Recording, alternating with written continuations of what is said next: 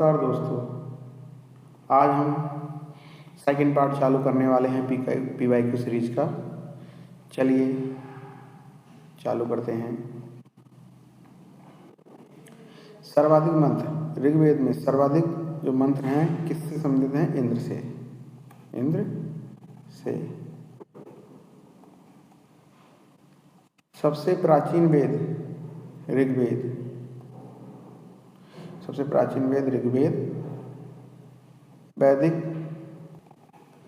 वैदिक ग्रंथ जिसमें वर्ण शब्द का सर्वप्रथम नामोल्लेख मिलता है वो है ऋग्वेद। ऋग्वेद में उल्लेखित यज्ञ को क्या कहते थे? कृषि में क्या कहते थे? जो को यज्ञ कहते थे, या यज्ञ को जो कहते थे, जो को यज्ञ कहते थे। दशरथ युद्ध ऋग्वेद में उल्लेखित प्रसिद्ध दशरथ युद्ध लड़ा गया था किस नदी पर? पारसी नदी पर। पारसी नदी इसको रावी कहते हैं। ऋग्वैदिक काल में प्रारंभिक महत्वपूर्ण मूल्यवान संपत्ति समझा जाता था गाय को। ऋग्वैदिक काल में जो महत्वपूर्ण संपत्ति समझाया जाता था, महत्वपूर्ण गाय। आइए नेक्स्ट चलते हैं।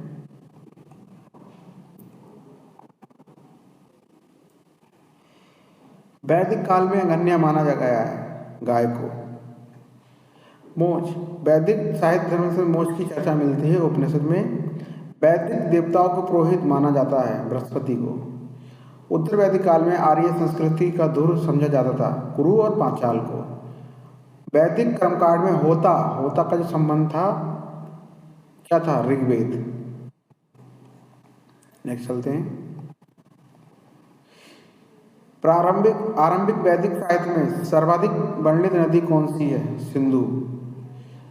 ऋग्वेद में मातेत्मा, देयमात्मा, नदीमात्मा संबोधित किया जाता था। सरस्वती नदी को संबोधित किया जाता था। शुक्ल यजुर्वेद की संहिता वाज्य से नहीं थी। शतपथ ब्राह्मण का उल्लेख राजा विदय माधव के संबंधित ऋषि थे। ऋषि गौतमी राहुल। जिस ग्रंथ में पुरुष मेद का उल्लेख हुआ है वह शतपथ ब्राह्मण है। गोपद ब्राह्मण संबंधित है अथर्ववेद से गोपद ब्राह्मण है। आयुर्वेद अर्थात जीवन के विज्ञान का उल्लेख सर्वप्रथम मिलता है ये अथर्ववेद में, जिसमें जादू टोना का मिलता है।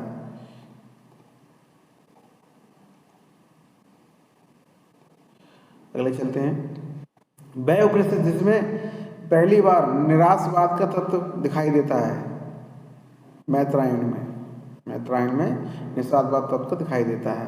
भारतीय प्रतीक उत्कीर्ण सत्य जैसे लिया गया है। कहाँ से लिया गया है? मुंडकोपनिषद से लिया गया है। मुंडकोपनिषद से लिया गया है। जिस अवशेषता और ऋग्वेद में समानता है, जिंद अवेस्ता संबंधित है कहाँ से? ईरान से। प्राचीन भारत में निशाका या निष्क जाना जाता था। सोने की आभूषण को निष्क या निशाका कहा जाता था। चलिए चलते हैं। 14वीं सदी में पूर्व एक अभिलेख जिसमें वैदिक देवता का वर्णन है प्राप्त हुआ है बोगज कोई एशिया माइनर से। मनुस्मृति मुख्यतः संबंधित है समाज व्यवस्था से। वह उपनिषद जिसमें आध्यात्मिक ज्ञान के विषय में नाचिकेता और यम का संवाद प्राप्त होता है कठोपनिषद से। ऋग्वेद में उल्लेख अफगानिस्तान के साथ आर्य को संबंध सूचक है कुंभा और कुम्रू नदी। सर्वाधिक ऋग्वैदिक सूत समर्थित हैं इंद्र देव को। आर्य शब्द का शाब्दिक अर्थ क्या होता है? श्रेष्ठ, सर्वश्रेष्ठ। अर्धवायु का अर्थ होता है यह करने वाला पुरोहित। उपनिषद काल के राजा अश्वपति शासक थे कैकेयी। सर्ग प्रतिसंग वंश मानवतार और वंशवत संकेतक है पुराणों में।